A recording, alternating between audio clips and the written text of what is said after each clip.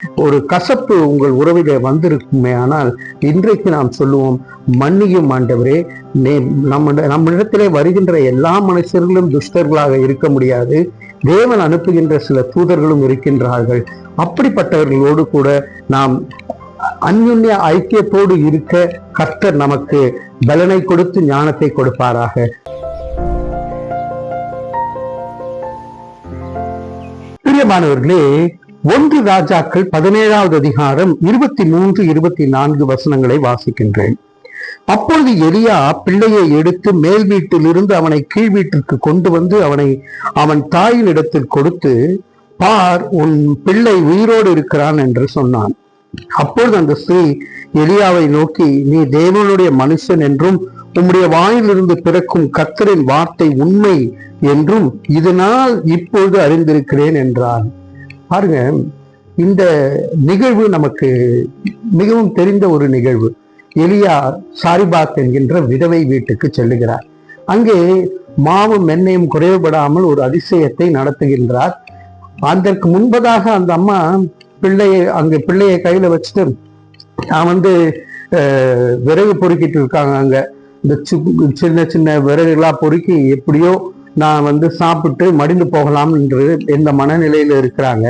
ஆனா அவருங்க வீட்டுக்குள்ளாக எலியா பிரவேசித்து மாவும் எண்ணெயும் குறைவுபடாமல் அந்த பஞ்ச காலம் முடியும் வரை எல்லா அதிசயங்களையும் பார்த்தாங்க. பார்த்த பிறகு இங்க மேல் அறையிலே எலியா தங்கி இருக்கின்றார். அப்போ இந்த மகன், அந்த சாரிபாத் விதவையின் மகன் படுத்த படுக்கையாகி அவன் மரித்து போகக்கூடிய ஒரு சூழ்நிலை. அப்படி மரித்து போகக்கூடிய சூழ்நிலையில அந்த அம்மா அப்படியே கதறாங்க, எனக்கும் உனக்கும் என்ன, நீங்க ஏன் என் வீட்டுக்கு இப்போ இப்படி என் பிள்ளை எனக்கு இப்படி ஒரு சோதனையான காலகட்டம் வந்துடுச்சு என்று சொல்லி அந்த எலியாவை அவர்கள் வஞ்சிக்கிற, எலியாவை திட்டுகிற ஒரு காலகட்டத்திற்குள்ளாக அங்க போகின்ற ஒரு சூழ்நிலையை பார்க்கின்றோம். A clear misunderstanding of what is happening. அப்போ அவரு எலியா தீர்க்கதரிசி சொல்றாரு, நீ விடுமா, இந்த பிள்ளைய என்கிட்ட கொடு, பிள்ளைய மேல் வீட்டுக்கு கொண்டு போய் ஆண்டவரிடத்திலே வைத்து செபிக்கின்றாரா அவர்.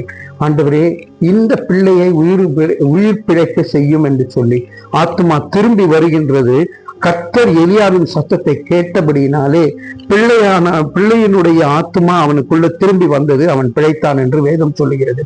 அவன் பிழைத்த பிறகு எடுத்துட்டு கொடுக்கிறாரு, பிழைச்சதாமா உன் பிள்ளை அப்படின்னு. அப்ப அந்த அம்மா சொல்றாங்க, உம்முடைய வாயிலிருந்து பிறக்கும் கர்த்தரின் வார்த்தை உண்மை என்றும் இதனால் இப்பொழுது அறிந்திருக்கிறேன், நீ தேவனுடைய மனுஷன் என்று. அதுக்கு முன்பதாக என்ன சொன்னாங்க, நீங்க தேவனுடைய மனுஷனா, நீங்க ஏன் எனக்கும் உனக்கும் என்ன, நீங்க பேசாம போயிருக்கலாமே, இப்ப நீங்க வந்ததுனால என் பிள்ளை இப்படி ஒரு நிலைமைக்கு வந்துடுச்சே என்று சொல்லி. பிரியமானவர்களே, நம்ம வீட்டுல எல்லாம் கூட பல நேரங்கள்ல உறவு முறைகள் பிரிவதற்கான காரணம் என்னன்னு பார்க்கும்போது, இப்படி அவசரப்பட்டு முடிவெடுக்கக்கூடிய ஒரு சூழ்நிலை, இல்ல அவசரப்பட்டு நம்ம ஜட்ஜ் பண்ணக்கூடிய ஒரு சூழ்நிலை.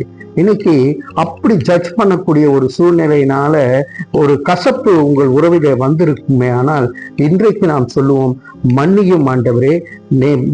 நம்மிடத்திலே வருகின்ற எல்லா மனுஷர்களும் துஷ்டர்களாக இருக்க முடியாது. தேவன் அனுப்புகின்ற சில தூதர்களும் இருக்கின்றார்கள். அப்படிப்பட்டவர்களோடு கூட நாம் அந்யுன்ய ஐக்கியத்தோடு இருக்க கர்த்தர் நமக்கு பலனை கொடுத்து ஞானத்தை கொடுப்பாராக. தலைகளை தாழ்த்தி தேவனை நோக்கி பார்ப்போம். அன்பின் பரலோக பிதாவே, பல வேளைகளிலே நாங்கள் அவசரப்பட்டு முடிவெடுக்கின்றவர்களாக இருக்கின்றோம். ஆண்டவரே, இப்படி நாங்கள் கர்த்தாவே வஞ்சித்து போகாதபடிக்கு கர்த்தர் எங்களை ஆசீர்வதித்து வழி நடத்தும்படியாக இயேசுவின் மூலம் ஜெபிக்கிறோம் நல்ல பிதாவே. ஆமேன், ஆமேன்.